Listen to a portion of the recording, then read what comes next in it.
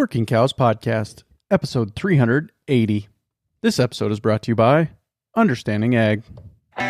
Welcome to the podcast that gives producers a platform to discuss and share paradigm-challenging practices. Practices that have increased the effectiveness of their operation and the joy that their families have received from this lifestyle.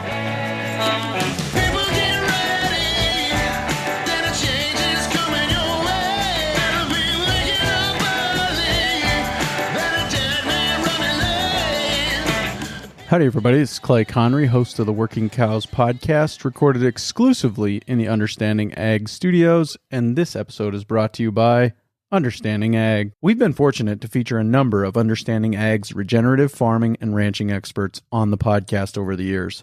In that time, Understanding Ag's reputation for helping producers understand and successfully and profitably apply money-saving regenerative principles and practices has only grown.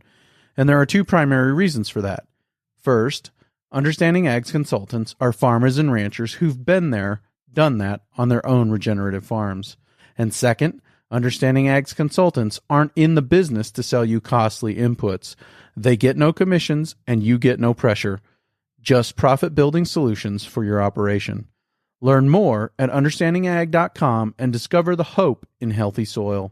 That's www.understandingag.com. Very excited to share with you today a set of Q&A sessions from a recent Soil Health Academy that I attended. I attended the Soil Health Academy hosted in Pierre, South Dakota by the Turner Ranches, and every day in the morning of the second day, I should say, we started with a Q&A session following up from the day before, and in the afternoon of the third day, because it was so hot, we went to the field first and then had our class session afterwards. So we ended the whole deal with a Q&A session as well. So I'm going to share with you both of those in a longer episode today.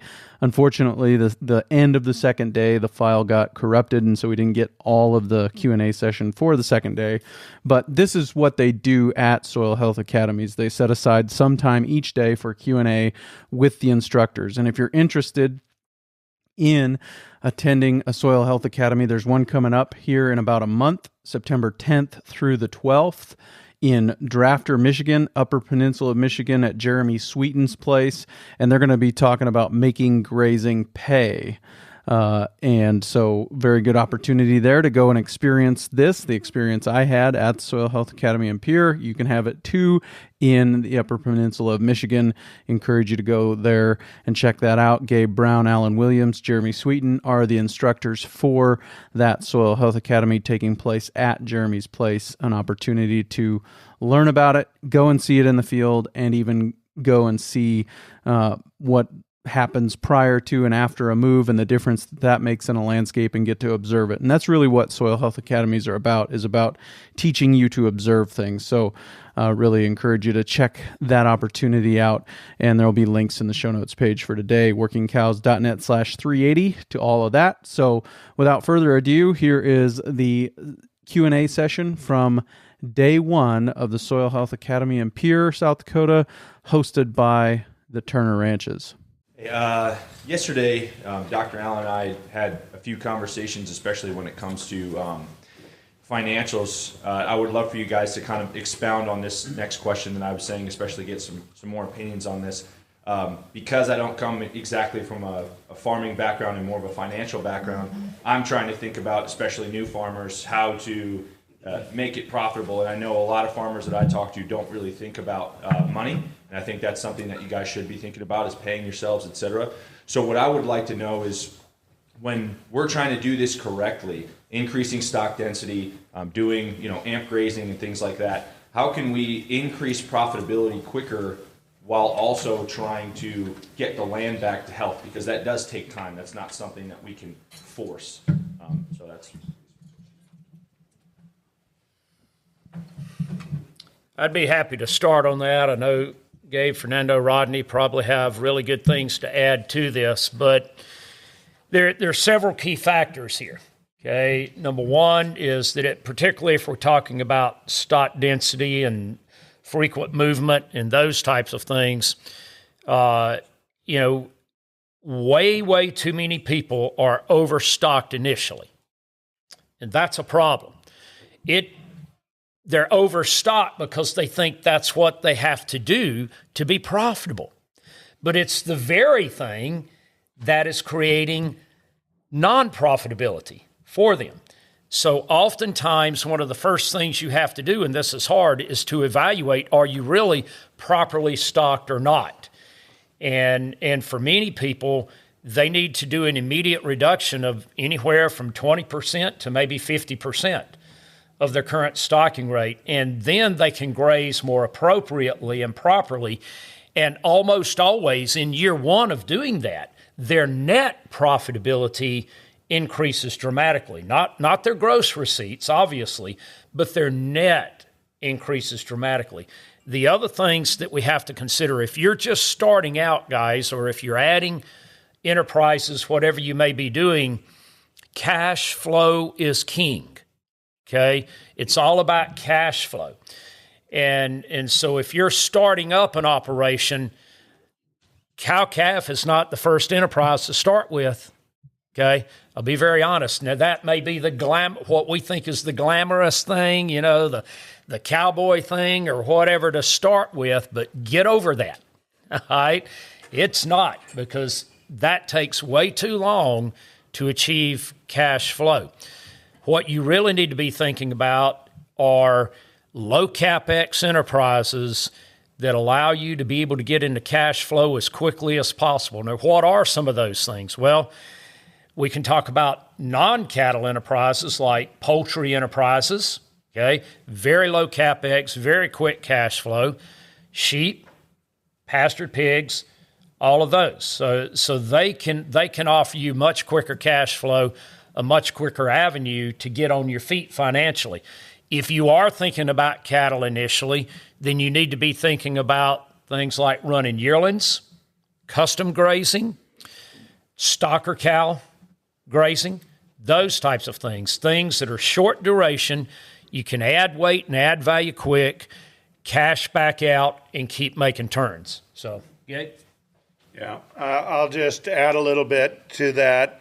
So the clients we work with, it's hard for most people to believe, but of the ranching clients we work with, when we start with them, 95% of them are overstocked.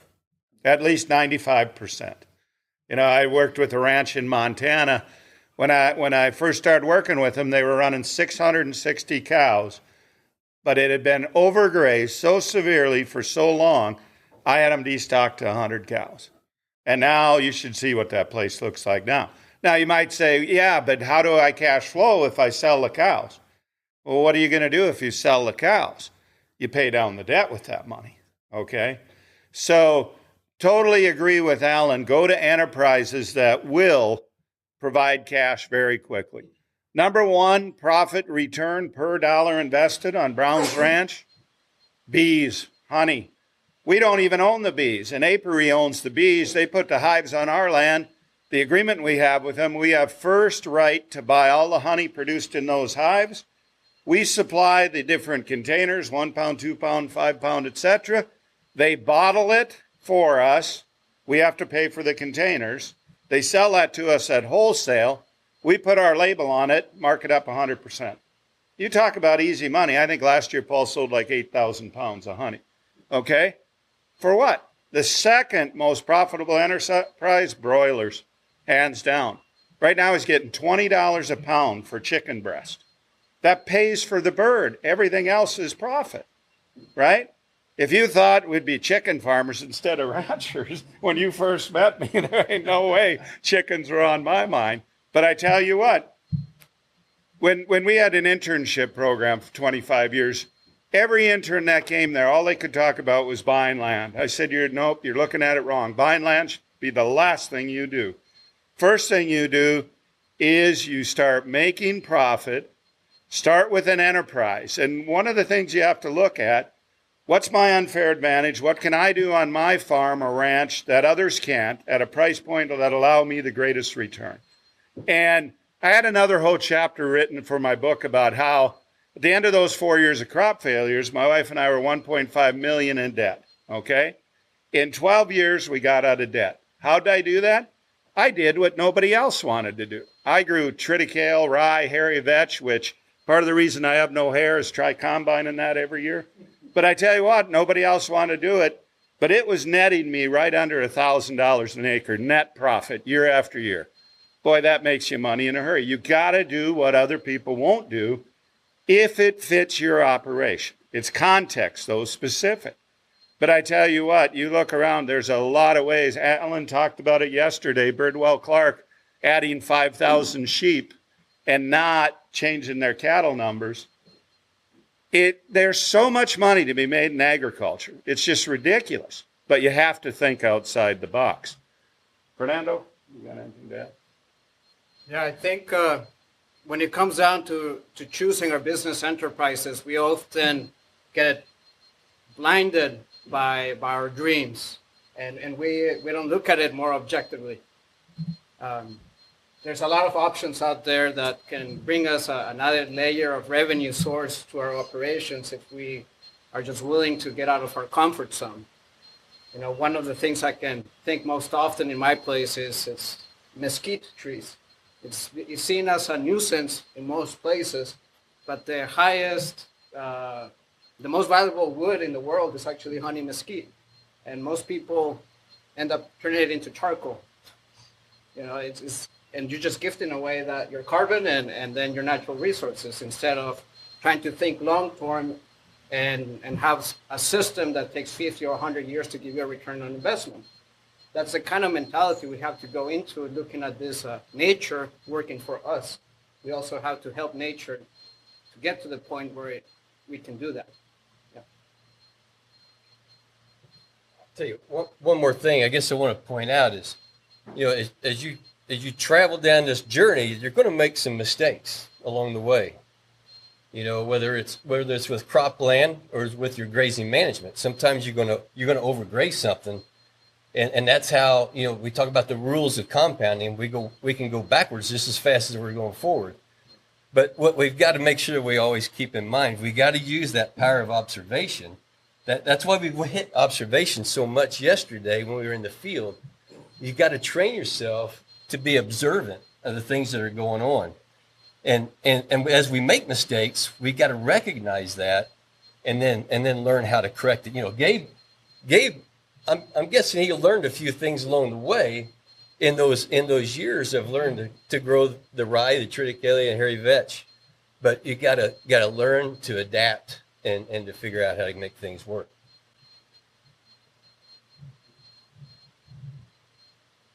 Next question. It's got to be a question.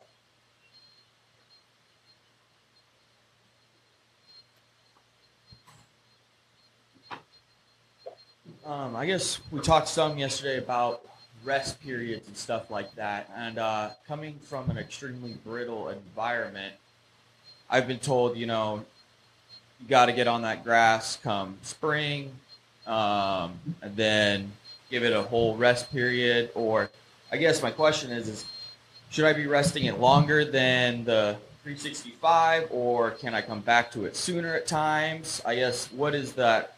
I'm not looking for a formula, but what's the idea of something only getting 8 inches of rain every year if we're lucky, and then, you know, my dad telling us it's like got to hit it spring before it dries out by July and it's gone. No, your recovery period, and especially in brittle environments, you have to make sure that plant is able to put enough energy storage in the root systems. And the most critical time of the year is during the active growing season. If you graze that plant hard that early, you're setting yourself back the rest of the year. So no, I do not agree with that. And sometimes in brittle environments, 365 days is not enough of a recovery period. So it's not just the recovery, we're talking about effective recovery. That's what we're looking for. For example, I've been in a 2-year drought now with only 1 inch of precip combined in those 2 years. I have pastures that have been sitting for 2 years, and no, they're not recovered yet. So time has nothing to do with it. It's all about observation. So there's no recipes for this, and that's why we focus on the principles. So are you worried about oxidation on those fields after sitting there for 3 years, or how did that?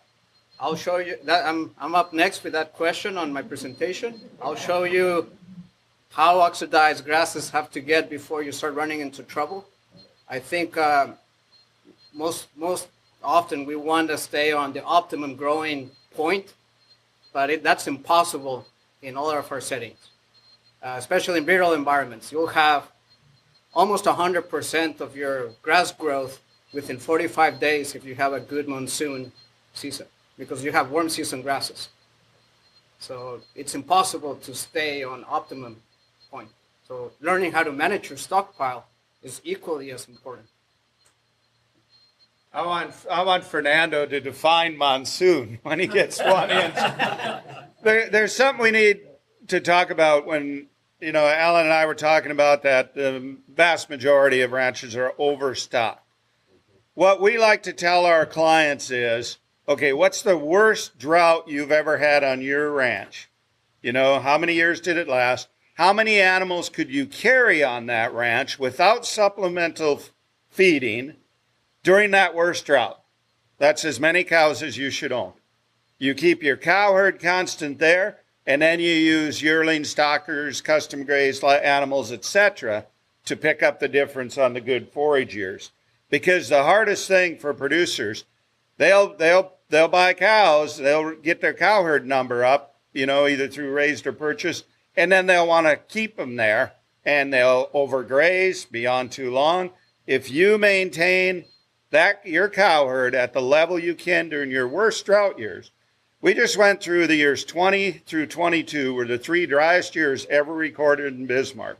We never had to cull a single animal because of how dry it was, and we still put up enough forage, and we realized we're grazing throughout most of the year now, right? Now, we did market some steers earlier than normal, but that's what we were doing. We were using those stocker cattle as the variable. That's how you don't get in trouble and you don't get the resource overstocked. In my situation, I'm looking at a relatively small amount of land, and I want to grow the cow herd, and I'm trying to weigh the difference between growing winter forage and winter grazing the cows compared to just grazing as much as I can for summer grazing and then buying feed for the winter. As I see you shaking your head. Give me a perspective there. This is an easy one. Fernando, do you want to take it? Who wants to take it? If you graze at all, if you're heavily stocked to the point that you're going into winter without a stockpile, I would suggest you really reconsider your numbers and sharpen that pencil, because more than likely you're not as profitable as you should be. So you have to do a cost analysis, and you have to be fair when you do that cost analysis. You have to allocate also the time it involves putting that hay and giving that hay, the equipment depreciation, opportunity costs, and so forth. Once you factor those things in, you will realize that you're probably more profitable running less cattle and having less inputs. That's in essence why regenerative agriculture has so much promise, because you're saving yourself a lot of inputs. Burke Teichert will always tell his audience, he said, anytime you put metal or iron between a forage and the mouth of that animal, you're going backwards. It's costing you more money. You're way better off to run a lot fewer animals and graze a lot longer. And you won't improve your land if you're that heavy. Exactly. Right. You're never going to make that progress. There's no such thing as cheap hay. Doesn't exist. Okay? Whether you're baling it yourself or whether you're buying it, it doesn't matter. Hay is never cheap. As a matter of fact, when you really pencil it out, everything considered, including the nutritional value that they're getting from it, all of that, hay is often the most expensive supplement you're feeding. Okay? The other thing, though, and Burke talks a lot about this, is what we call opportunity cost. How many have been through ranching for profit? Okay, you know what I'm talking about with opportunity cost. All right. This is what many, many people fail to account for. And it's huge. Okay. And this is something I think about every day on our personal farms. All right. Is how do I want to allocate equipment, labor, fuel, all the resources? Because if I've got them allocated to one thing, they can't be doing something else. All right. And you got to think about that. And can I make more money with my labor, equipment, and resources doing this versus that? And 9 times out of 10, when I think about the opportunity cost all summer long, cutting, raking, baling hay, hauling it out of the field, putting it up, and then all winter long feeding hay back, those opportunity costs are killing me, absolutely killing me. It's far better to be stocked properly, to build winter stockpile, graze as much as you can through the winter, and use that labor and resources to do that.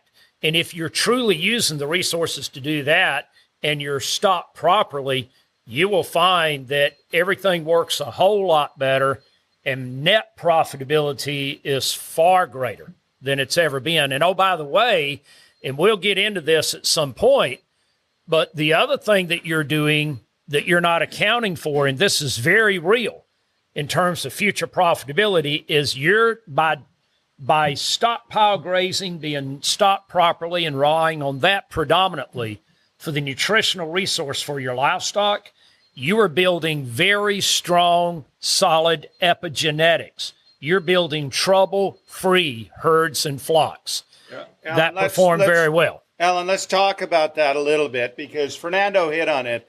Anywhere up here where we're standing today, further north into Montana, very, very short growing season. You know, we'll grow 80% of our forage in that 6 week to 8 week window.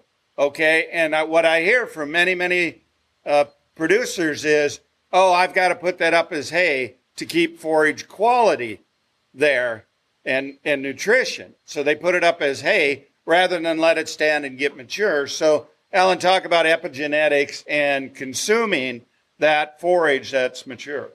See, this is where we've gone wrong as well. And in full disclosure, in my 15 years as a university professor and researcher, I taught the wrong thing. Okay? Bottom line, I was wrong. And I often tell people that's why I do today. I'm doing penance for teaching college students the wrong thing for so many years. Right?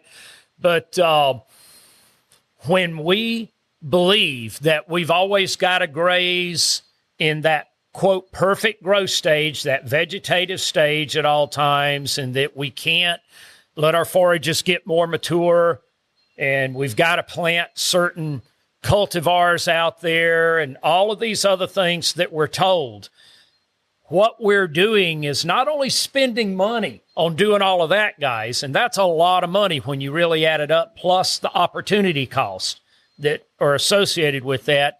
But the other thing that you're doing is you are selecting for epigenetics that can only thrive in those, quote, ideal conditions. And not a one of you out there can maintain ideal conditions. Nobody can do that, okay? So it's critical that you expose your animals to more mature grasses and to greater diversity and those types of things, because by doing that, you are epigenetically selecting for animals that perform far better all across the board, that have greater longevity, and they're far more efficient. And your fetal imprinting. So when those cows that are pregnant or those ewes that are pregnant are out there, the bison that are pregnant, when they're grazing and they're grazing more mature forages, you are fetal imprinting on the offspring that are in the womb. And they, for their entire life, once they're born, they are going to perform far better on these forages that we think right now are marginal or won't work. Yeah, I just had it. So, you know, I'm a bit jealous of some of the native pastures that we saw here on Turner Ranches. The diversity in there is great. Okay. what do we see often as we go in the upper Midwest here? Smooth brome grass. And I know this for a fact because I see it every day back home.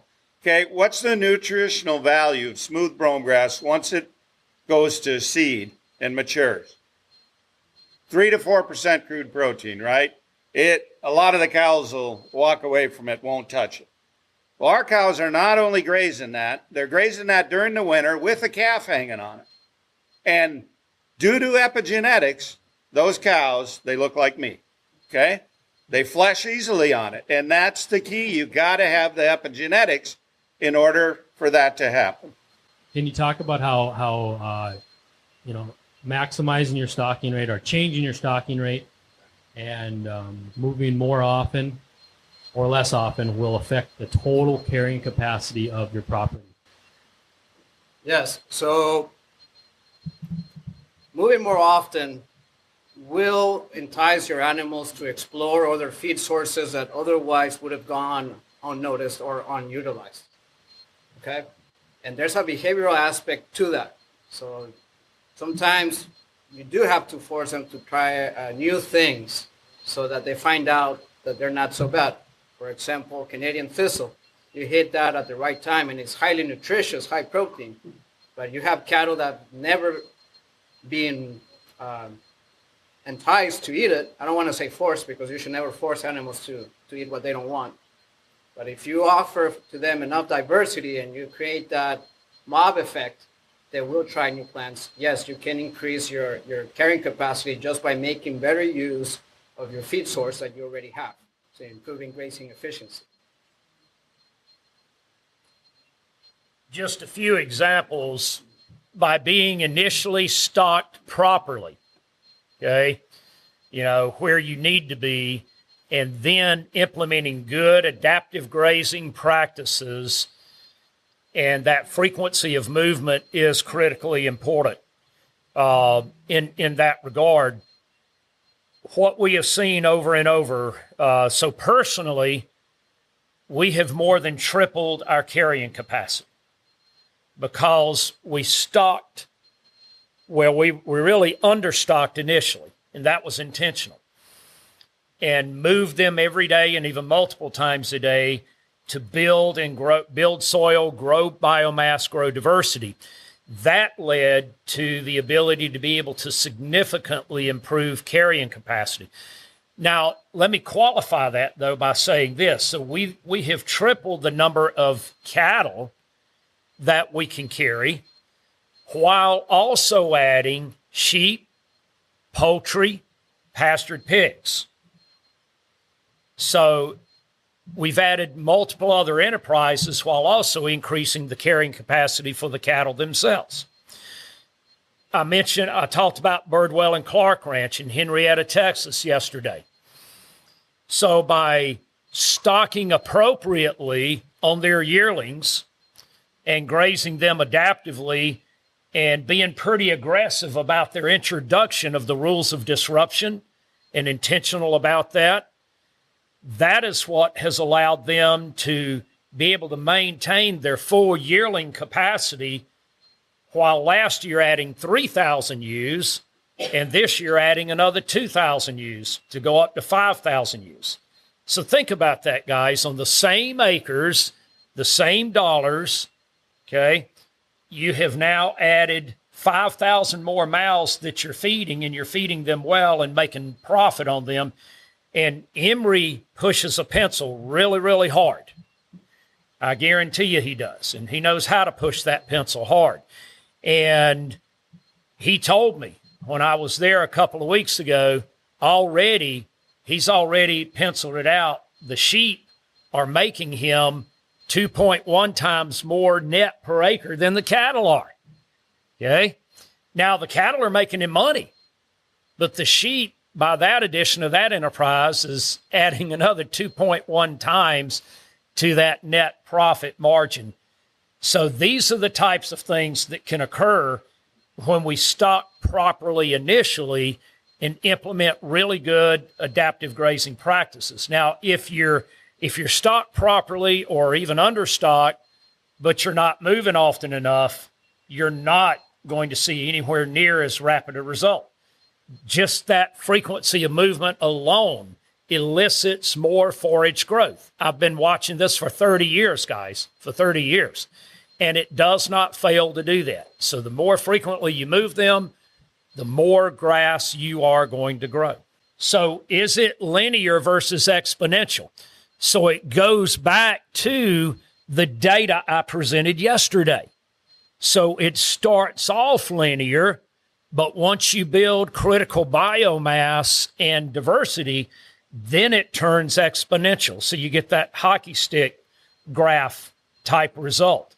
So it's all about intentionally applying the principles and the rules first to optimize function of the ecosystem processes and build that critical biomass of biology in the soil and build the diversity in the plant species that are growing out there. And then that's when you see everything else happening. And do not forget the rule of compounding. We do keep harping on building biology in the soil and building diversity in the plants, but there's a whole host of other things that also come along with that that contribute to creating that exponential benefit. I just want to add briefly to that. The first paddock we were in yesterday, we all agreed that plant density was lacking, okay? There was a lot of space between plants. In order to fill that in, the first thing you have to do is add armor. You got to cover that soil to give biology, and you got to stimulate that latent seed bank, okay? But we have to armor that soil. Well, what we really need to do to armor it sometimes, we got to back off on numbers to grow the biomass so that when we do get in there and graze, we've worked with clients where we told them, you've overgrazed so long, so severely, you need to destock for 2 years. Just walk away. And they say, well, then again, that's where selling the animals replaces that calf income for a couple years.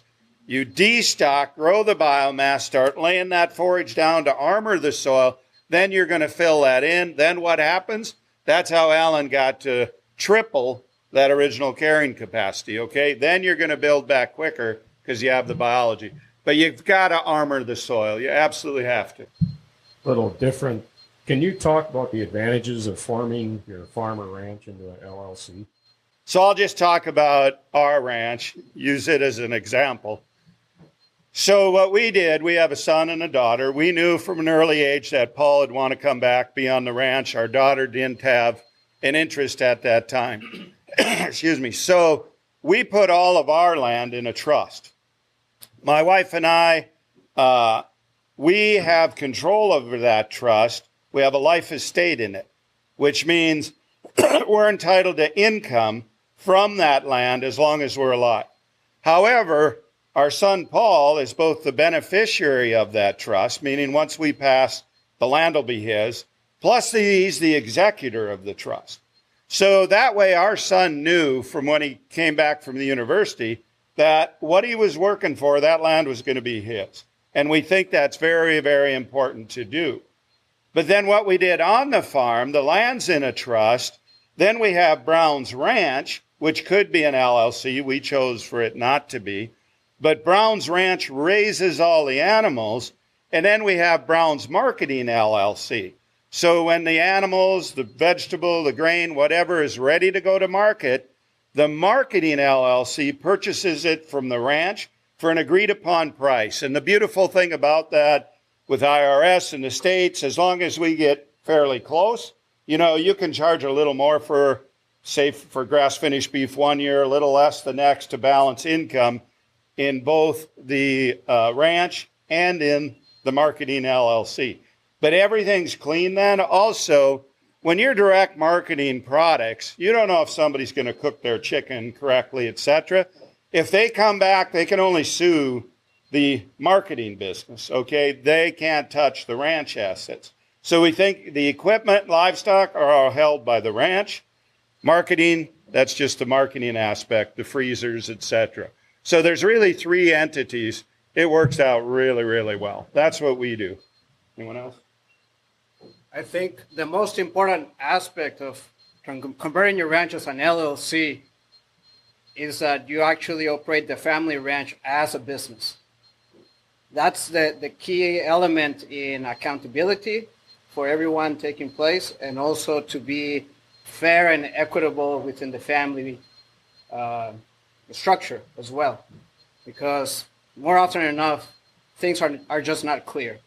And we put a lot of subsidized labor into it, and family members may feel more entitled than what they actually are owed. So give that formal structure, business structure to your company, to the family farm. I think that's critical and crucial for the long-term vision of that land. We want to hand it off to the next generation and keep the family legacy. And I agree with both Fernando and Gabe, and we also have multiple LLCs. That's important. And each LLC basically, quote, sells to the other or leases from each other, whatever the case may be. So, for instance, we have the ranching LLC, we have the marketing LLC, but we also have an event LLC because we host a lot of events and that type of thing. And they're all a separate LLC, and that's important for liability reasons, tax reasons. There's a lot of different reasons that we do this. My son is the general manager now of the Mississippi farm, and he knows, like Paul, Gabe's son, he knows that, that's going to be his, right? And he has that assurance. I have 2 other children, and neither of the other 2, and they're older. My son's the youngest that's operating the farm. He's going to get the farm. The other 2 are not, okay? And he will not be forced to have to buy them out of their interest in the farm or sell the farm to pay them off. It's a done deal. He gets the farm. The other 2 get other things, right? And this is, look, I'm 6th generation. My family is now, the 8th generation is operating my family's farm, and that's separate from my farm, okay? But I've watched way too many farms and ranches lose that heritage.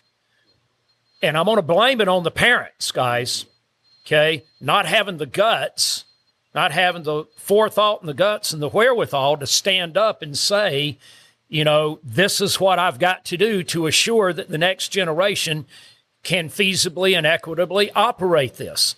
And instead, and I'm going to call it like it is, they wimp out and say, well, I'm just going to wait till I die, and I'm not here to see what happens, and I'm going to let the children fight it out. Guys, that's the worst thing in the world we could ever do to our children and our grandchildren. We cause that as the parents, okay? You need to deal with that when you're still alive and you still have your senses about you, and just be straight up with your kids and say, this is how we're going to do this. This particular child is the one that's interested in the ranch or the farm, and they're the ones that are going to get it. The rest of you, we're going to figure out your inheritance. But that's the way it's going to be. That's what we got to do. Yeah. I'll just expand on that a little bit. That's a great point, Alan. So what we did, before we put the land in a trust, we sat down with our son and our daughter, explained what we were wanting to do and why, and our daughter was fine with it. Now, my wife and I took out life insurance policies. Our daughter gets those. And we have off-farm investments. If there's anything left after our retirement, she'll get those. Is it equal? No. Is it fair? Absolutely, I believe it's fair. Now, I want to go back and address one other thing. This goes back to your question, Hank. One of the things that I think is critically important for every farm and ranch as a business, and I like what Fernando said, you got to set it up as a business. The other thing is you have to pay yourself first. So how we got out of so far in debt is we sat there, okay, what absolutely has to be paid first? We have to be on a ranch managing it. Otherwise, it's going to fail, okay? So we set a salary that both my wife and I got paid. Those checks got wrote first. Immediately after that, what has to be paid next? Okay? Land payment, interest, taxes. Okay? That's paid next. And what we found ourselves in is, well, pretty soon that was eating up most everything. So we had this little bit of money left to operate on. Okay, which are you going to do? Which are you going to spend money on? Okay, what's absolutely necessary? You know what? A lot of those things that we thought were necessary, vaccines, wormers, vets, okay? 22 shell cost a lot less than a vet, okay? And you know what? Right now, do you know the average cow, there's just about $600 worth of NPK and minerals in that carcass, okay? How many times do you see somebody haul a crippled animal and get $10 for it at the sale barn? You just gave up $600 worth of nutrients. That's not a very wise decision, right? But you start making decisions like that, and what you really realize is what we thought was a necessary expense, you really don't need those things. You really don't. That's how you get yourself out of debt. That's how you make money. But the other thing I have to say, what is one of the leading cause for divorce in farming and ranching? Finances, right? When you pay yourself first, you'd be surprised how much more your spouse loves you. And so, Gabe, leaving that animal on the farm, going back into the soil is also ecologically correct. It's not ecologically correct to sell that cow for $20, $100, and she goes off the farm and doesn't contribute back to the soil. So for those that think, oh my goodness, how could you do that? Well, what do you think happens to the bison and the elk and the deer and the antelope and everything else? They're contributing back to the soil. But one other thing that I want to mention, though, guys, is this. Another thing that we see happening too often are children that are adult children farming or ranching with their parents, and they're 40, 50, 60 years old, and they have never learned the business. And they have never been given any autonomy or authority, okay? Because the 70, 80-year-old father is still running everything and hasn't turned a darn thing over to the kid. What kind of position are you leaving that kid in? He's 50 years old, and he's never really learned how to financially operate that farm or ranch. So like with my son, Chris, he's there every day operating it, and I give him that autonomy, all right? Now, we talk every day, but the other benefit that I find from that is that rather than me being there absolutely every day telling him what to do, he's got to make those decisions. But then when I am on the farm, I see the farm through a completely different lens than if I were there absolutely every single day. And that's of huge value as well, because I can see things that he can't see because he's there every day. Yeah, you know what Paul says about that? My dad's on a need-to-know basis, and he doesn't need to know. I gotta just tell you this quick story to iterate what Alan said. True, and had a call from two brothers here in South Dakota. They said, Gabe, this spring we'll finally have the opportunity to manage our farm. We want to go no-till. We want to go down the regenerative path. And I said, oh, did Dad retire or what? No, Grandpa retired. Skipped a whole generation. Their father never got to make a single management decision. Now, how sad is that? How sad is that? Composting death losses is good, or yes, just, taking them to a spot that needs some help, needs some fertility. Again, how in the world do we think, one of the major contributors to fertility for millennia has been, again, the death of all of the wild animals and their bodies decomposing. And being able to add that fertility back to the land, back to the soil. And microbes. Microbes.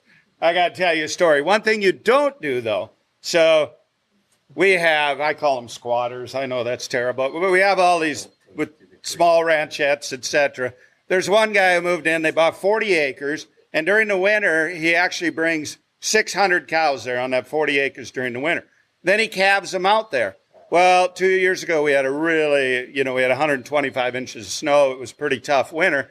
And he's calving, out of context, in March, So he decided to take all his dead calves and pile them on a flatbed trailer right along the road and realized, we'll get 1,000 cars a day on that road.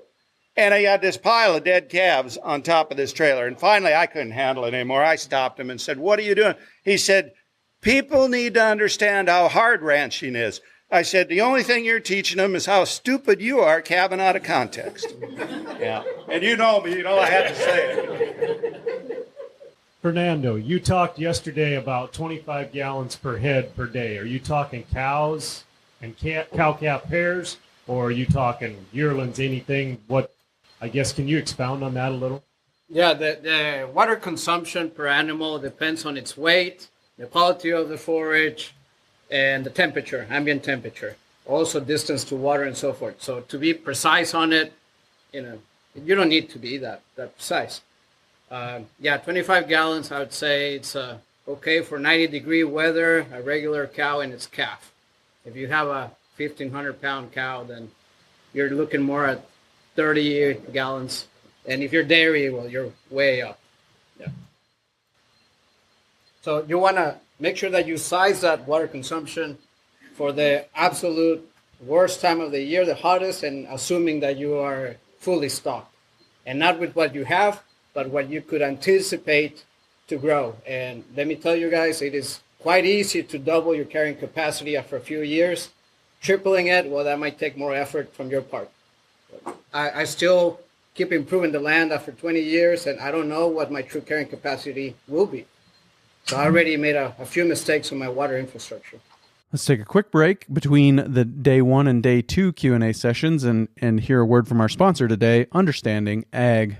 We've been fortunate to feature some of the world's leading regenerative ag and adaptive grazing experts on our show. And many of those experts are farmer rancher instructors from the nonprofit Soil Health Academy. This year, you'll have several opportunities to experience and profit from attending one of their remarkable on-farm schools and workshops.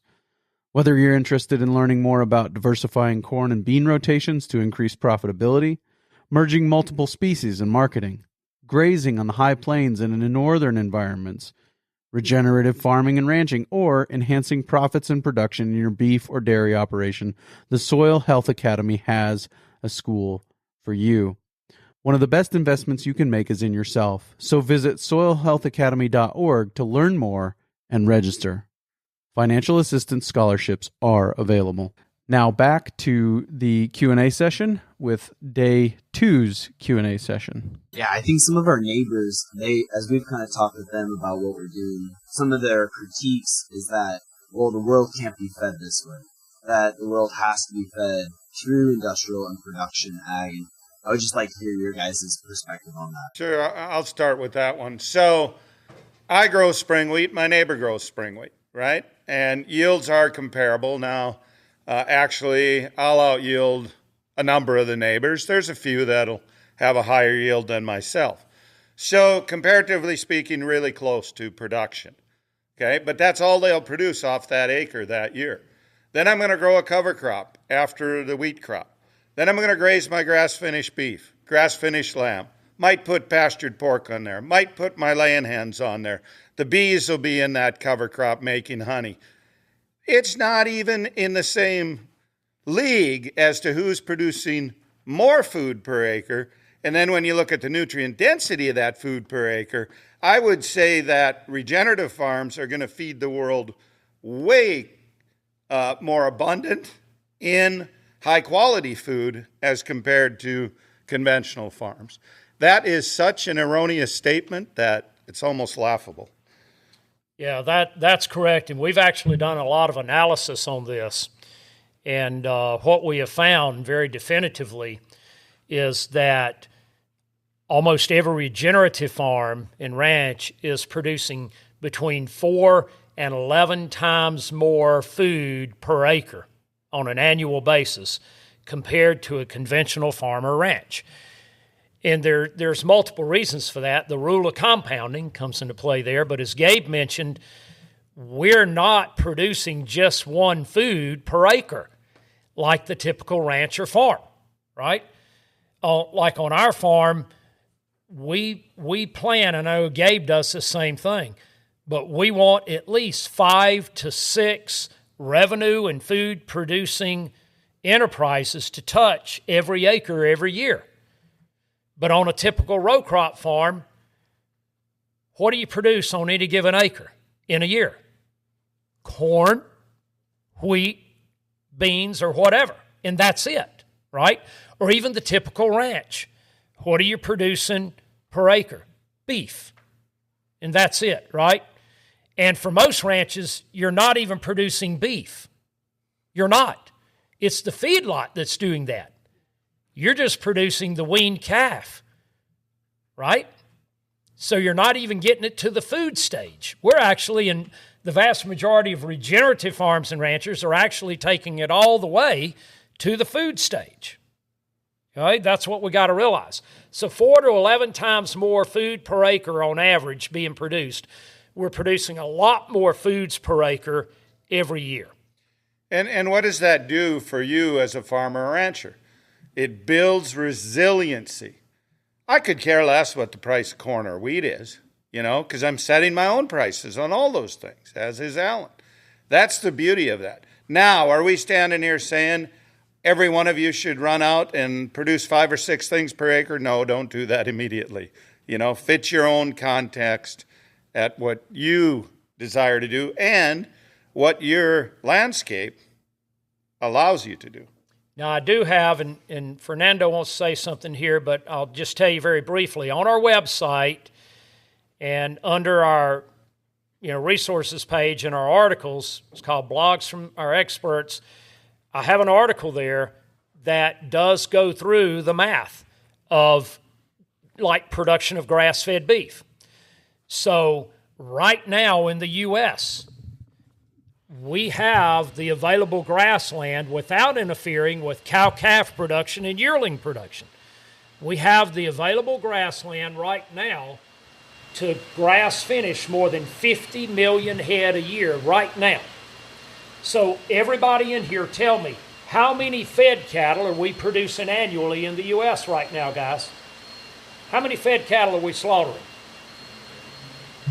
28 to 29 million head. Okay? Right now, we have the grass available to grass finish 50 million head. So this can't be done. Yeah, I had the great opportunity to start in a very degraded system and see how far I can take it. And I've seen the potential, and I still haven't reached it yet. I don't know what that potential is. Just drive around the country, and you'll see how much untapped potential there is. And the truth is that we have no idea what a pristine grassland ought to look like. I mean, you all saw it today. You saw an amazing work that they've done here at Turner Ranch, and we still can't determine that they have a long ways to go, even though those stands of grass look pretty good and healthy. So just think about that, of how much potential we could have, and we just are not using it. Sorry to ask another business-related question, but if anybody is looking into financing, whether it's like starting up or adding to or expanding what they're doing, do you have any advice to people who are taking on debt? I know that's something that we're all trying to avoid, but do you have any advice in terms of financing as to where to go or where to look for that, et cetera, if that's something that they're looking to do? So the first thing I would say is that when you go in front of any lender, you got to be prepared. Okay, because what's the first thing a lender is going to do? Assess risk, right? Assess risk. So you've got to be prepared, and if you go into that lender with a very solid business plan and cash flow analysis and projections all modeled out, for at least the next 5 years, and you've got that all in hand and it's spelled out, they're going to be pretty darn impressed. So we help equip you with that. So we do have what we call decision calculators, okay? And because you come through the Soil Health Academy, those will be available to you. So these decision calculators are web-based through our web-based, I'll spit it out right here in a little bit, web-based through our member portal. And all you got to do is sign in, and we have cow-calf, stocker, yearling, grass finishing, lamb, dairy, different poultry operations, all of those crops, all of that in our decision calculators, okay? So that's one of the places to start, is run the scenarios, and these decision calculators allow you to plug in real life numbers, your numbers, okay, your anticipated numbers for your operation, and run these scenarios. And they'll spit out for you anticipated net profit per acre and that type of thing. So that's one of the very best places to start. Yeah. Now, I just add to that, to what Alan said. So a little bit different in your focus just starting out, Hank, but for those of you who are on a farm or ranch, actively farming or ranching, have the historical data. So my son operates on cash only. He has never borrowed a penny. But in so doing, if he ever had to, he can walk in there and tell that lender for the last 17 years exactly how many pounds of beef per acre has been produced, pounds of lamb per acre, number of eggs per acre, number of pounds of honey per acre, plus the revenue streams and net profit from them. Okay? There's no lender that's going to turn him down with that type of data. He can also tell the amount of forage that was produced per acre on the average. Okay? That's the type of data that you walk into any lender with, they're going to go, wow, yep, what kind of risk is that? You know? It's only a risk because he won't allow them to take a mortgage on anything or a lien on anything. Yeah. So for those of us that are wanting to start a direct-to-consumer freezer beef business, where do you suggest that we start? And at what point in your journey did you realize that that was a path you wanted to take, and how did you make that decision? Yeah, so that was not a path I wanted to take. That was my son. When he came back from the university, I told him, you know, you need to add value to the business. And so he said, well, I want to add enterprises. So he started with egg layers, and he started selling those eggs illegally out of the back of the pickup at the Kmart parking lot every Wednesday evening, you know. And I could never figure out why my son was so excited to go deliver eggs every Wednesday evening. I thought it was for the cash, so I rode with him one day, even though he told me he didn't want me with. Well, then I found out why. All of a sudden, there's 10 vehicles with young gals showing up to buy. I go, oh, well played, son, well played. You know, that was pretty good. But anyway, he started there, and he started selling out of the back of the pickup. Then he hooked up with the CSA, who sold vegetables, and they allowed him to come set up. Once we got our slaughter facility open, then he started selling grass-finished beef there, and it was because we were able to process it at a state-inspected facility, so he was only selling in-state, but he started small. And then it went to the farmer's market, then he added lamb, then he added pork, then he went to USDA inspected facilities on. So you grow into it as your customer base grows. But the important thing is all of those enterprises were cash only. He didn't borrow money to do it, and he grew the enterprises as he was able to afford to add them. And I think that's just critical. Anyone starting out, there's way too many people when they want to start down this path, they want to go buy land first, etc. It's not the place to start. You start with what enterprise will turn over cash the quickest. Hands down, it's broilers or rabbits, you know, or ducks or turkeys, something like that.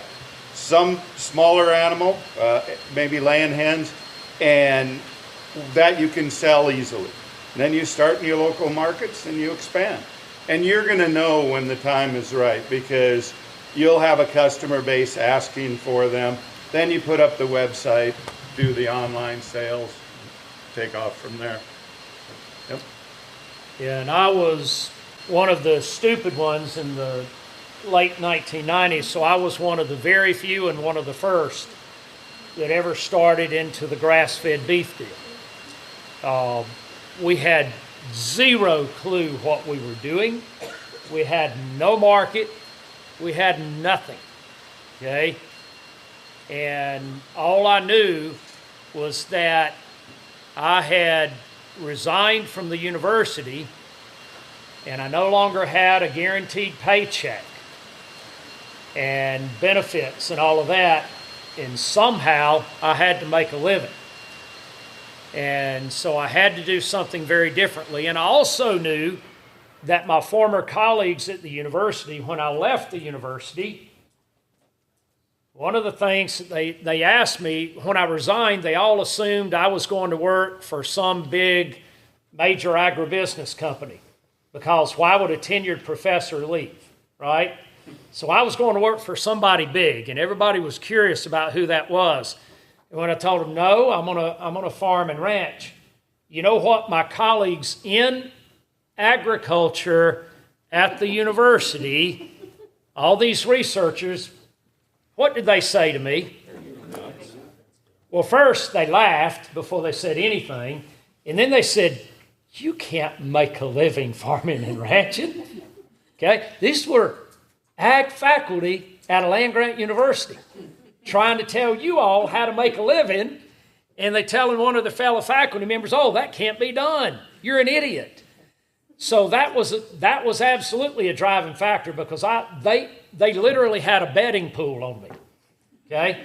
And they were betting on when I was going to fail and when I was going to come back to university begging to get back on faculty. And that was very much a driving factor, because number one, I did not want to go back to the university. And number two, I didn't want them to have that satisfaction. And that pool's still ongoing. And that's still ongoing, yeah. So I started in, like Gabe said, you got to start somewhere first. I started in the grass-fed, but like I said, at that time, we had no clue what we were doing. We were totally flying by the seat of our pants and had to invent it all and learn through a lot of trial and error. But then through the years, we slowly added the other enterprises, you know, the pastured poultry and the pastured pork and the sheep and the honey and those types of things.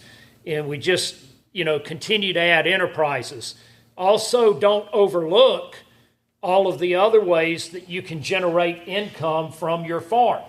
Okay, that includes events, agritourism, you know, there's tons and tons of different things that you can do to be able to attract people to pay to be on your farm. Yeah. Paul, my son, gets $100 a day for people to come and watch birds on the farm. Audubon was out here earlier this spring, and in one morning they documented 105 different nesting bird species on the ranch. People want to pay for that. Hey, take their money. You know, take their money. Yep. So, Alan, answer this question. What is the only form of agriculture that has increased in growth over 20% for 25 plus continuous years? Pasture proteins. Absolutely. Yeah. As a matter of fact, commodity proteins have shrunk, okay, during that same time period in terms of total market share. It has been the pasture proteins that every year since the year 2000, we have seen double-digit growth every single year, and that's continuing. It's not slowing down. So what is that also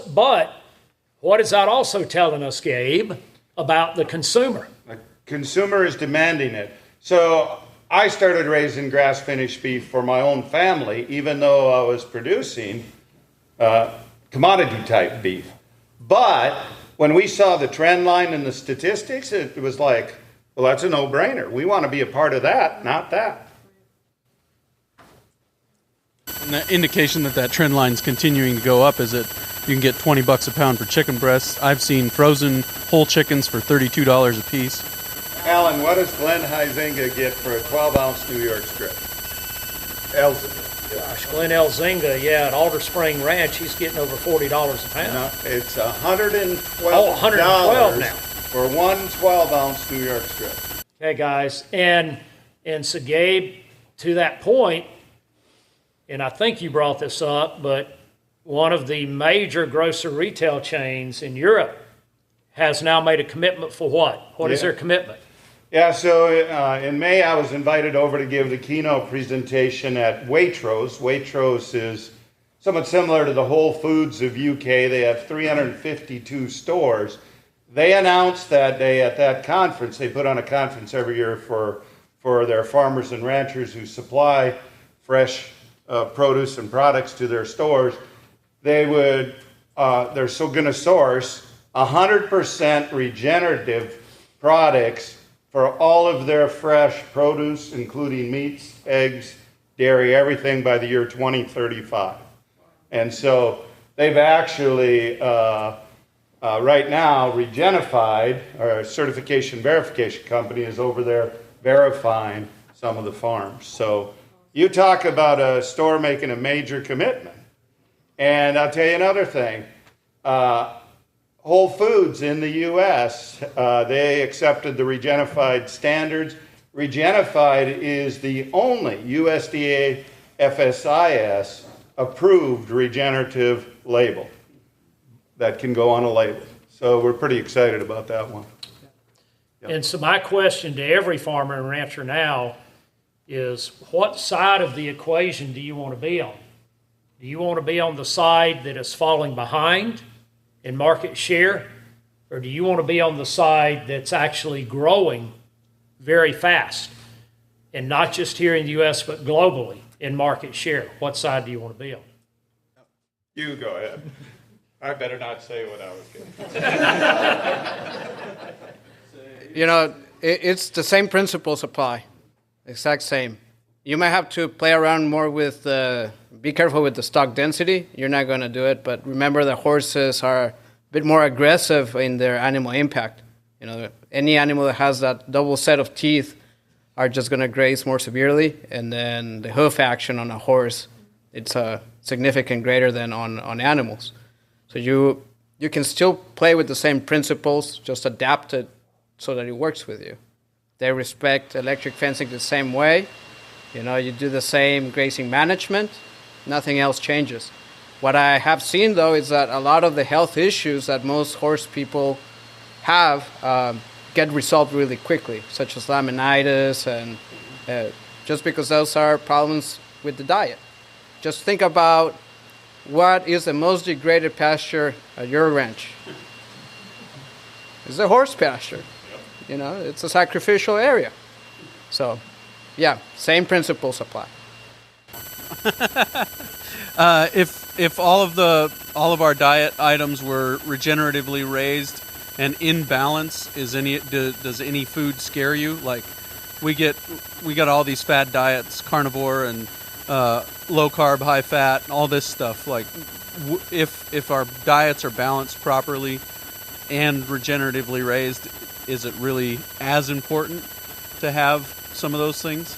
So if the vast majority of foods that we were eating were regeneratively raised, then really we need to be eating like we've been talking about our livestock and wildlife eating. We need to eat a wide variety of foods, and have a very diverse diet. So the work of Dr. Fred Provenza shows that given the diversity, the opportunity, that both wildlife and domesticated livestock will eat from 50 to over 80 different plants a day, plant species a day, okay? So that's how we need to eat if we can truly get healthy, nutritious foods. Then we can have a quite varied diet and be very healthy. Yeah, so the work Regenified is doing, they have an agreement with Dr. Van Vliet, and they are testing the grains, fruits, vegetables, proteins that are being grown in and on these Regenified farms and ranches. And the goal is to prove this out, that not only can farmers do what's necessary ecologically to improve the landscape, but also they're producing food that truly can be used as preventative medicine. And it's our belief, one of the reasons we formed Regenified, is that we wanted to reward farmers and ranchers for the good work they're doing and to educate consumers, give them the confidence that, hey, if you buy this product and it has the Regenified seal on it, you are truly helping yourself, the food you're putting in your body. It can be used as preventative medicine, but you're also doing what's right for the environment. And the goal is, we really think farmers and ranchers should be put up on a pedestal where they belong, and food should be used as preventative medicine. That's our goal. That's what we're trying to do. And we're very fortunate. There are brands and stores, supply chains that are going, yep, this makes sense. We want to move down this path. Now, what Gabe just said, though, guys, again, goes back to what side of the equation do you want to be on? Because, again, like Waitrose, that's committing to 100% of their products in their stores by 2035 be regeneratively produced. What does this mean? That if by a certain time you're not going to have very many market options anymore. Okay, you're going to lose market options. So again, be ahead of the curve, guys. That what we're sharing with you is critically important, because you're not hearing this from the commodity sector. And this is really truly happening, guys. We're not blowing smoke on this. Okay, this is what is actually happening out there. And you may be shocked. There's some things that we can't share because of NDAs, but we can name some names of companies that you may be utterly shocked that they're moving down the regenerative path. And they're major global food companies. So again, be thinking about this, because do you want to be the ones that are told, nope, we no longer want your product at any price? Or do you want to be prepared for these fast emerging markets? Gabe, I told you I had questions. So, talking to a few people, and I know I mentioned to you the other day about transitioning farms. And, you know, I've had a conversation with my friend Reed over here, and he really just put a light bulb in my head about how that relationship can be very difficult. Transitioning the farm from parents to child or children. And that really, because that seems to be lacking in agreements and all kinds of things, working as partners or whatever, that we're losing that family farm aspect. We're losing the family farm because of that difficulty in relationships. And so can you, and I know we're not the only ones, can you maybe speak out about that and your thoughts on that? Well, there's no doubt it's happening, and we get inquiries on almost a daily basis to work with families through this. Alan and I have been discussing on bringing team members on to focus specifically on that, because every farm ranch context is unique, but in the end, it really isn't that difficult, you know. Fair is not equal. You know, who's spending the time and the effort to advance that farm or ranch business, who's contributing to the business. You have to make sure and provide for the older generation, because with farms, ranches, most of their equity is tied up in that. But there's certainly ways to do that, putting the land in trust, such as I described, and making sure then that that land does not get split up. But what so often happens is that there are the proper things are not put in place. So then when the older generation passes, it gets split up, and we have this fragmentation of the farm or ranch. And that's really sad. And there's no reason for that to happen, you know. And we're often contacted by a farm couple that does not have a child who wants to come back to the farm, or a relative, and they're looking for help. How do we transition that to somebody? So we're actually always looking out for young farmers, ranchers, others who want to get into farming and ranching. And I think that's really important, that if you're truly going to have a regenerative farm or ranch, it needs to go to the next generation, family member or not. I don't think that has to be cast in stone. You know, and I made that very clear with our children that if neither one of them wanted to farm, they weren't getting the farm just so they could sell it. No, too much sweat and equity into that thing. It was going to somebody else. But we can do that, and we're trying to address that. One of the things, yeah. Just out of curiosity, you said the most degraded soil was Central Valley, California, and I was just wondering what the best soil or the most remediated soil you've seen is. Brown's Ranch, Bismarck, North Dakota. No, that was number 2. No, I'm kidding. You know, that's a very good question. Okay, one I haven't been asked much. I would have to say there have been places that there's a few places of remnant tall grass prairies that are really, there's one in Minnesota, there's a small one in Iowa that are a sight to behold, where you can truly, I think there's one down in the Black Belt, right, Alan, down there. Some of those quote unquote native landscapes, and I know that even those have changed. When you're looking at 100+ species, you know, that was what was so nice yesterday out on Turner Ranches here, over 50 species just in that little area. 75. You know, well, that's what they counted. We counted just over 50. But when you don't see that often, when you're used to looking at monoculture, any of those we need to take in and appreciate. Yep. Alan, do you have anything to add? You don't want to be as arrogant as me and say number 1. You know? I think I'd like to add that you're falling into that mindset again of what's the best soil type of situation. In reality, you'll be surprised that even at your own place, you can find little pockets of what it can be. So try to grow those out. Yeah, and I don't think any of us know what it can be. You know, I don't know what it can be. I mean, we've seen some awfully productive landscapes, and we don't think it's anywhere close to potential. Again, relative to what Fernando just said, we try to find what we call biological hotspots, and that's on our own farms or any client's farm or ranch that we go to. That's the first thing we do. We never try to repair their worst areas or worst soil first. That's a losing battle if that's what you're attacking first. Rather, what you want to do is you want to find the very best areas, and that's what's going to be a biological hotspot. It's going to have better soil biology, better diversity.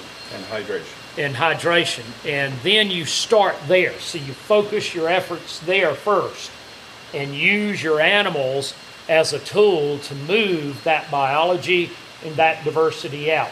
And we call that the biological ripple effect. And what we see is that, so for instance, if we bale graze, you'll initially create a hot spot within a certain radius.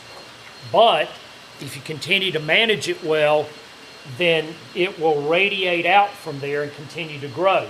Like throwing a pebble in a pond, the ripples start close to where the pebble entered and then keep expanding, right? And it's the same thing with what we call high density, low density grazing. So if we do ultra high density strips and then a lower density paddock right beside it and just keep alternating that, then on either side of that high density strip, you've created a biological hotspot within that high density strip. But then on either side of it, the biology and the diversity starts spreading out. Okay? So take advantage of the biological ripple effect. It is very real and it works. And it'll greatly speed your pace of progress over time. So we're about a year out before we have Wagyu and for packaging. And, you know, I've been in high-end sales for a lot of years, but it was face-to-face. So now our world has gone virtual. And so do you have any suggestions about getting our product, or anybody else's product out there out there to the masses, there are so many courses I'm over inundated and kind of frustrated with. And because it's just massive. So how did you two get your product out there? And what did you do? So first you have to have the product, that the consistency and the quality to offer. Too many people go, try it now, it's easy, you're producing eggs. A pasture laying hen will produce great yellow yolk or orange yolk egg that'll sell. But when you get into the proteins, the beef, the lamb, pork, etc., you better have the quality. Then you need the right processors, so the packaging, the appearance, and then you gotta have the story to back that up. Whether it's your own personal story, whether it's your ranch, and the pictures to prove it. Nowadays with internet, a good web page, boom. Just gotta have the product. So I agree with Gabe in terms of having the quality and consistency of product. It's got to have the flavor profile, everything, because what you're not wanting is a customer once. You're wanting the same customer over and over and over again, repeat customers, right? That's where you really grow business. Now that being said, the second thing you've got to do is you've got to know your total cost of production. All right? You must know that, guys. You can't not know that. And that means the total true cost for live animal, and then for all your processing, your transport, processing, packaging, cold storage, sales and marketing, all of that. Okay? You've got to know the true cost. And then and only then can you properly price your product. The worst mistake you can make is go look on everybody else's website and say, well, that's where I'm going to price my beef or my pork or whatever.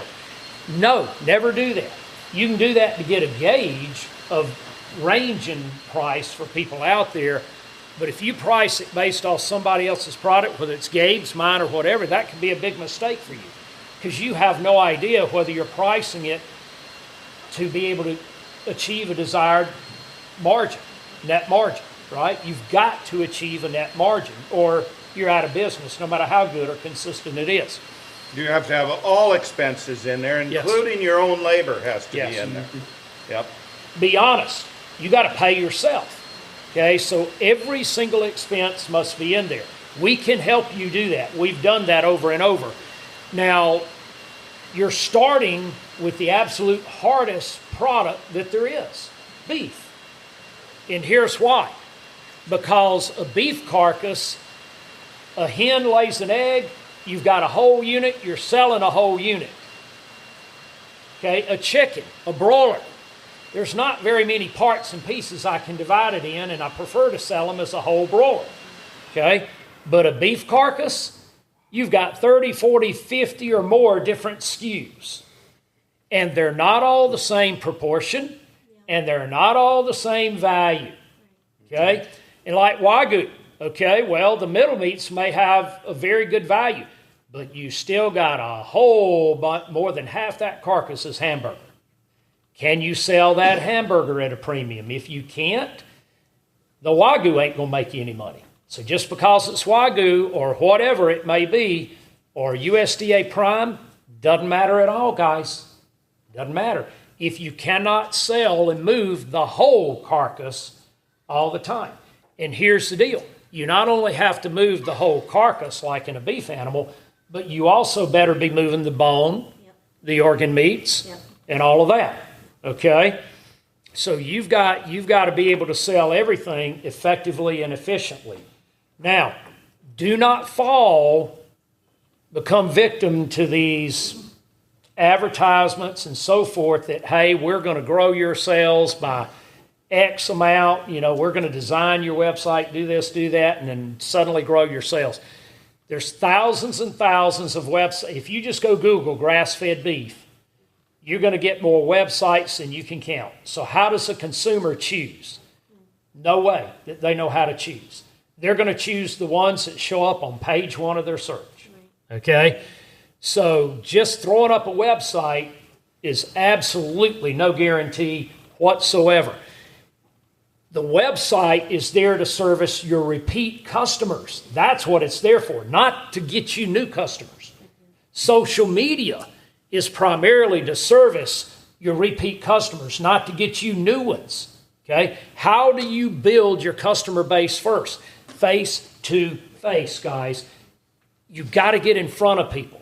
Okay? If you don't get in front of people, then you're going to have a very hard time establishing your initial customer base. And the very best way to sell people food is not to hand them a shiny pamphlet and make all these claims. It's to simply put your food in their mouth. Okay? So when we go to a new customer or a new restaurant or whatever we're trying to sell to a new store, the first thing we don't say is that, hey, we're grass-fed and we're regenerative and we're no antibiotics and we're no hormones and we're da-da-da-da-da. We don't give them this laundry list of attributes. Not at all. What we do is we go in and we say, this is the best chicken, pork, beef, eggs you have ever tasted. Hands down. This is the best you have ever tasted. Now, nobody can resist that, but you got to go with sample in hand. Okay? And nobody can resist that. You've thrown down the gauntlet. And then when they try it and they say, wow, this really is good, now they have opened the door for you to then say, oh, by the way, not only does our flavor knock you over, but we are also regenerative and grass-fed and da-da-da, okay? So don't lead the other way around, folks. You will bore them to tears. I promise you, all right? Lead with this is outstanding, and you'll love it, and your kids will love it, and go from there. But they better have the product to back that up. Yeah. I just want to say one thing. I don't want you all to get the opinion that you have to direct market all your product yourself. There is real growing demand out there from brands, etc., who want to source regeneratively grown and raised. As I said, there's nothing wrong with selling into those markets also. And you can sell at a premium into them. Right now, there's some really good premiums in there. And it's easier. Yeah, I promise you, direct marketing is not for the faint of heart, guys. And here's the deal. You, okay, one of you has to focus on production, and one of you on marketing, whichever it is, okay? But you as an individual, or you as an individual, or you can't do it all, okay? And if you're trying to do all the production and all the sales and marketing, you are going to fail. So you've got to divvy this up, and you've got to have somebody that's in charge of production and somebody that's in charge of sales and marketing. One thing I would say on that is social media isn't a place to sell things. It's a place to generate leads. You know, if you're always out there saying, buy this, buy this, buy this, that's going to kill your following faster than anything. It's all about showing them pictures. Why does Glenn Elzinga sell his steak for what he sells it for? Because he's got 7 millennial and Gen Z daughters that know how to take a picture of a picturesque setting and write a post about it and tell a story that captivates people's attention. And Okay, as an example, to back that up, so we produce a lot of things on social media for, you know, our customer base and the people we're trying to target. And it's not buy this, buy this, buy this. Okay? It is education. And it's unique education. Like one of the things we're doing right now, we call the real cost of your food. So everybody thinks we're competing against cheap food, right? Are we? Are we? What is the real cost of what we call cheap food? Let me give you some examples here. Okay. How must you price food to determine the real cost of your food? By the pound. So you got to take every food you buy and put it on a price per pound basis. Now the food industry is brilliant in that they want to price everything by the package so that you have no clue what you're paying per pound. Okay? So let me read off some things here for you folks. This may shock you, okay? All right. Jack's Link's beef jerky. What do you think you're paying by the pound? $35.31. $35.31 a pound. Guess what? You can buy my filet mignon all day long for that. Which would you rather have? Yes. Okay? You can't buy mine. Can't buy Gabe for that. Okay? So, baked Lay's potato chips. What are you paying by the pound for baked Lay's potato chips? $12.26 a pound. You can buy grass-fed ground beef for cheaper than that all day long. Okay?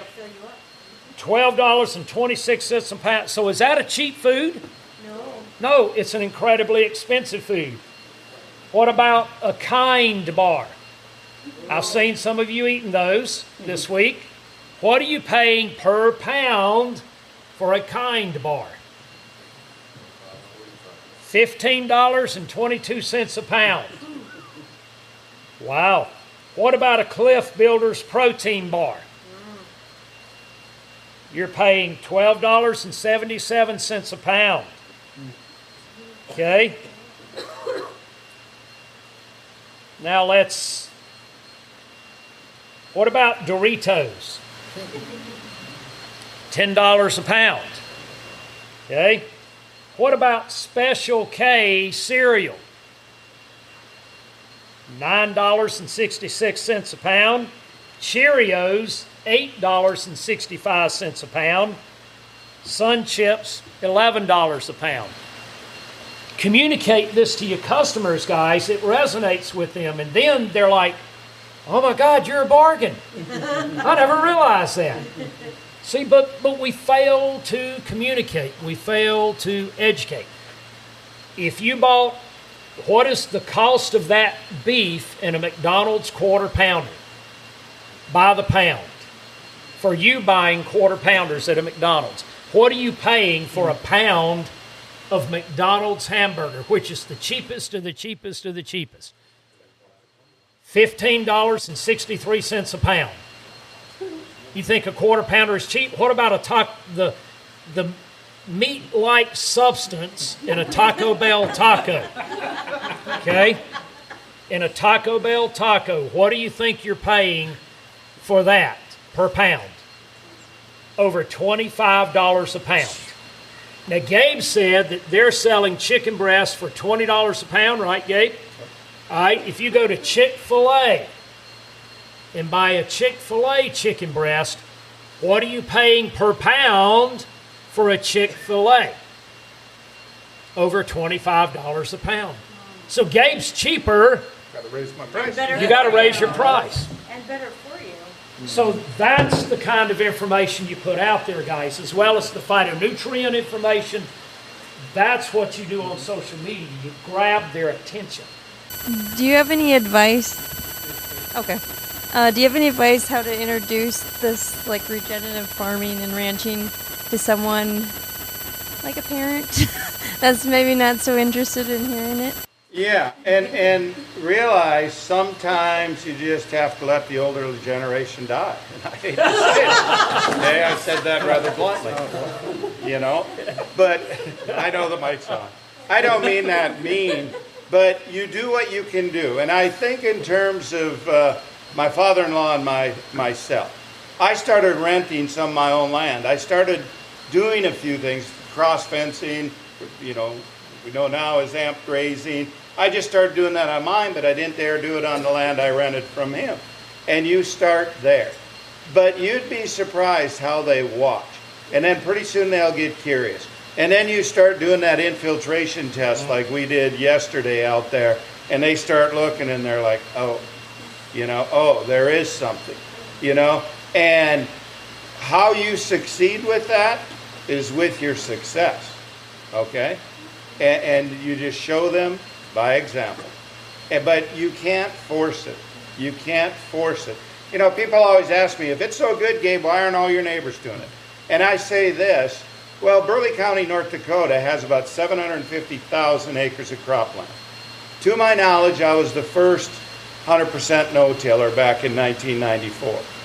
Okay, now 80+% of those 750,000 acres are no-till, so they're at least doing something. But is my neighbor? Yeah, he's no-till, but he's not cover crops and livestock integration. But you know what? He's my neighbor, and I'm not going to spend my time beating it into him. There's plenty of chances he could have driven up the driveway and come to one of our tours. Why waste my time with that? You know, besides, we really needed good places to shoot footage for a movie. Yeah, Gabe was right. Unfortunately, some types of wood just don't take up the stain. You know, that's a fact. But, and Gabe mentioned one of them, there are 3 highly effective tools to get people to change their minds. The shovel, the water infiltration ring, and the thermometer. And make sure you show them contrast on your own land. Okay? Show them the contrast on their land. Right there, with you and them together. That, they can't deny what they're seeing. Now, what they do with that afterwards is up to them. But they can't deny what they just saw. And now they know. And with some people, it just takes a while for it to sink in. They're not going to instantly just, oh, okay, I'm gonna do this. And we can give you example after example of people that are now some of our very best clients and some of the most successful regenerative farmers and ranchers that were the most skeptical and resistant in the beginning and totally turned us away, but then came back a few years later and said, can we talk again? You know, and now they're the very best advocates. Very good stuff there. Really appreciate the opportunity to share that with you. Appreciate the folks at Understanding Ag and Soil Health Academy for allowing me to bring in the recording equipment and record those Q&A sessions and share them with you. Next week on the Working Cows podcast, I'm looking forward to sharing with you a conversation that I recently had with Tom Kravitz. And this is a mind-blowing conversation. Tom had sent me something a while back about the fact that the Native Americans had an integral influence in the bison and their behavioral patterns, which, as we have heard from many experts, is a large part of shaping our ecosystem in the Great Plains and in the United States as a whole, but specifically the tall and short grass prairies of the Great Plains. And so really looking forward to that conversation and sharing it with you. And it will be coming your way real soon on another episode of the Working Cows podcast. We will see you then. We invite you to visit workingcows.net to subscribe to the show via iTunes or Stitcher. You'll also find detailed show notes pages, resources from our guests, and the industry leaders who have influenced them. For more ideas on putting your cows to work for you in a more profitable way, tune in next week.